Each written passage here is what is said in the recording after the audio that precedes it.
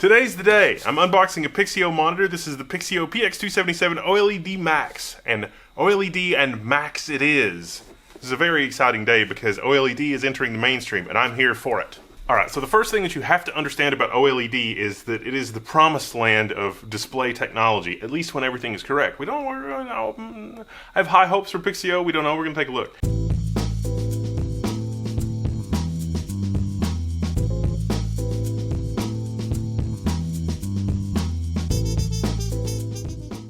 Up till now, there was Twisted Pneumatic. That was the first one. That was TN. That was sort of the first LCD panel that started supplanting the old giant glass CRTs.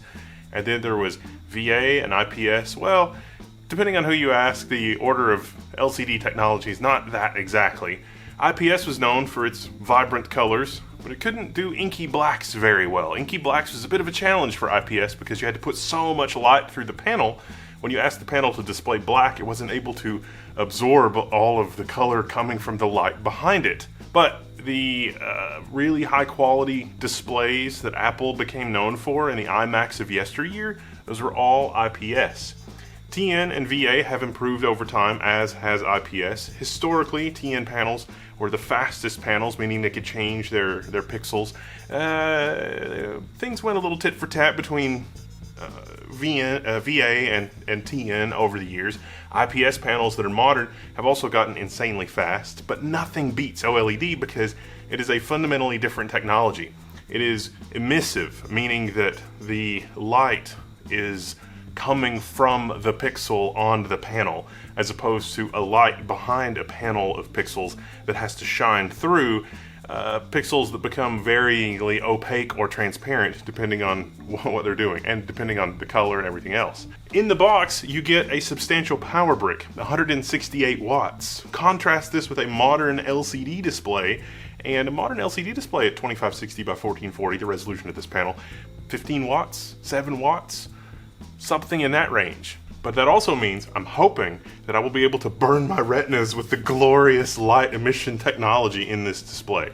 It has more packaging than any other type of Pixio monitor that we've been getting in, and look at that. It's thick. Not only is it thick, it has kind of a metal backplate on the back of it to deal with heat generation, I imagine. Got a standard 100mm VESA mount, so you can put it on a monitor arm. And because the weighty power brick is external, that helps you use more affordable monitor arms because they didn't put all the weight in the monitor. Usually I like having this built in, but not in the case where the monitor's kind of heavy. This is also a panel that gamers as well as content creation specialists and artists and things like that are going to be interested in. And so it seems like Pixio has dialed down a little bit of their gamer aesthetic, but I really do like the metal foot plastic stand, and it is also height adjustable. For inputs, it has DisplayPort Type-C and 2 HDMI. It has a maximum refresh of 240 Hz, which it's OLED, and it really will be 240 Hz. It's amazing. It also has a built-in 5 gigabit USB hub, and so there's a 5 gigabit Type-B port for input. In terms of bundled cables, they give you a USB cable, a DisplayPort cable, and an HDMI cable, as well as a power cord. For on-screen controls, there's just a single hat switch at the back of the display on this side, so you have to reach around and sort of use that to control the monitor. The viewing angles are perfect. The color, it's like 99 point something percent of the DCI P3 gamut, 100% of the sRGB coverage. I mean, this is just, if you're that into things, you can get a color calibrator and calibrate it, but again, OLED. There's other features built in, like a KVM. You can have two things connected to this, like a laptop and your actual desktop computer through DisplayPort or HDMI, and it makes it easy to switch the inputs. But it'll also switch USB, so you can use the built-in USB hub, so you have one computer that's coming with video and USB over USB-C. The bad news is that that's not going to work at 240 Hz. There's not enough bandwidth to do that. And then your other computer can be DisplayPort and a USB Type-B connection, and the monitor makes it easy to switch, so you don't need a physical KVM, it's built in. The bad news is that it does have a few quirks. It's not a perfect KVM solution like we've seen on other monitors, but it is reasonable for reasonable expectations of how you're going to use that. So, good job, Pixio. To give you an idea of how ridiculous OLED technology is in general, check out the contrast slider, the gamma correction slider on Baldur's Gate. I'm at the very low end here. Adjust this to where it's barely visible. Well, we've almost bottomed out the slider. If you go any farther, it actually seems to delete the texture. Or maybe that's a rendering artifact, I don't know. But look how low the gamma slider has to be in order for the darkest image to be invisible. It's nuts. But this is normal for an OLED type panel. On this chase squares test, this is the best result we've ever had for a normal computer monitor, because this is the first OLED computer monitor I've tested. OLED displays I've also tested, and it is a similar result from them, but 240 hertz, this is the fastest OLED I've ever tested. It's madness! 240 hertz, 2560 by 1440. Look at that. Now, first generation OLED computer monitor, not really. I mean, this is technically like 8th or 9th generation OLED technology. It's just making its way into a computer display, but it's still got some quirks. When you first take the monitor out of the box, at least if it's configured like mine was, it's in game mode. And in game mode, when you have a window like this that's kind of dark, and then you have another window that's kind of light colored, when you move them around, the panel itself will change from bright to dark. And this is a mechanical part of the panel. This is something that you run into on television, so I don't know if you can see this, but it gets brighter and darker the wider and less wide that I make it. On game mode, it's especially noticeable. I've taken it out of game mode, and when you take it out of game mode in the on-screen display, it gives you some other options in terms of brightness and contrast. Like, you can actually control brightness and contrast, and if the brightness and contrast is not turned up all the way, the effect is either off or less noticeable. But this is not atypical for OLED type panels. This is one of the strategies, I guess, for managing aspects of panel wear. Under other settings, you also have a panel runtimes menu, which shows that, we've just been running like a few dozen hours. It's not a big deal. Under the advanced settings, there's also screen care and screen deep care.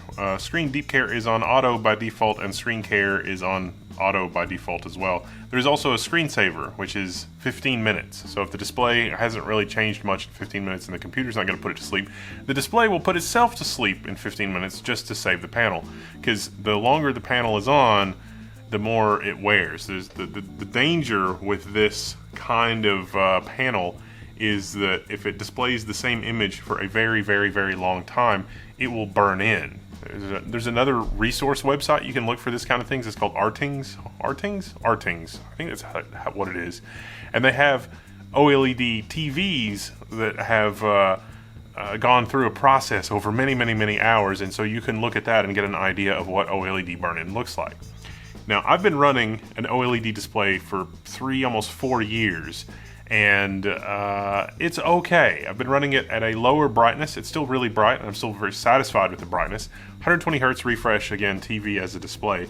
So I'm expecting this panel, if you treat it well, you should be able to get 3 or 4 years out of it, no problem. Before I go through a pixel cleaning process or anything like that, you do start to see splotches on the display. So there's always something in the middle of the display, and it's like on a full white display like this, you might see something in here, just like, it's almost like shadows within the panel. So the panel will wear, but this is only after years and years of use. So that will be accelerated if you've got the brightness turned up all the way, keep in mind. But Pixio also has a very good warranty, and that's also why they have a power on counter in the display, so they know, it's like, okay, you just ran the display 24 hours a day, 7 days a week for 3 years, so that's why I did this. If an OLED panel is inexpensive enough, and you amortize the cost over 2 or 3 years, and it's like, oh, it cost me, 50 cents a day to have this level of image gloriousness and response time, it's probably worth it. That was the decision I made with the OLED. When I bought the OLED monitor, I think it was like $1,000 or $1,100. For that, it's like, okay, if it dies in 3 years, I don't care. The panel is just too glorious to deal with. Obviously, your situation may be different. Now, I don't know if you noticed in some of the B-roll, but whenever we were playing a FreeSync game, it was always showing 240 hertz. Well, using the other high-speed photography, discovered something interesting about this panel, which is typical for an OLED television, but is atypical for computer displays. And that is, even though this is FreeSync, and even though AMD is evaluating the FreeSync premium status of this monitor, I haven't found AMD's official verification of it, the display always runs at 240 hertz, even when you're sending it a non-240 hertz signal. What does that mean in practical terms? Well, in the OSD display, you set a setting, which is low latency mode, and then you get lag 13 milliseconds before it starts displaying. But check this out. By the time it's done displaying the frame, 16 milliseconds have passed, which is how long it should be when we're talking about 60 milliseconds on a frame. So 16 milliseconds is as fast as it could possibly display a 1080p frame. So this frame is aligned with the last part of the display. This 13 millisecond display before it starts displaying is because it is going to display this frame in a tiny amount of time. 4 milliseconds, basically. This display being 240 frames a second, to make the math easy, let's round up and say 250 displays per second, which gives you 4 milliseconds to actually display the frame. So 13, 14, 15, 16 and change. It starts displaying the frame as soon as it can to run the panel at 240 Hertz. So even though you're sending a variable signal to it, like when you send a 120 Hertz signal to it or when you send something like that, the display is going to display the frame in 1/240th of a second. And in case you're wondering, the USB-C port does support charging, but it's only up to 65 watts. Most of our power brick budget going to this display just blasting you in the face with color. It's so nice.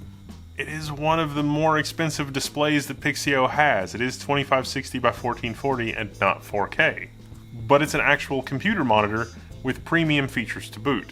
I like this display, but I'm biased a little bit toward OLED. Like I like OLED as a display panel. This is firmware version 1.0. I suspect we will see some firmware updates from Pixio, but I can't really point to anything specific that I would change immediately in the display. In gamer mode, you can't control the brightness and contrast. Maybe that's the only thing that I would complain about, but if you go to user mode, you can borrow all the settings from gamer mode and set the brightness and contrast. And I like to run the display at a lower brightness just because it is so bright. Exceptions for HDR content notwithstanding. But this is a very nice job, Pixio. Good work. I'm Wildless Level 1. I'm signing out. If I missed anything or you have any questions or anything, let me know. Hit me up in the forum. Alright, I'm signing out, and I'll see you there.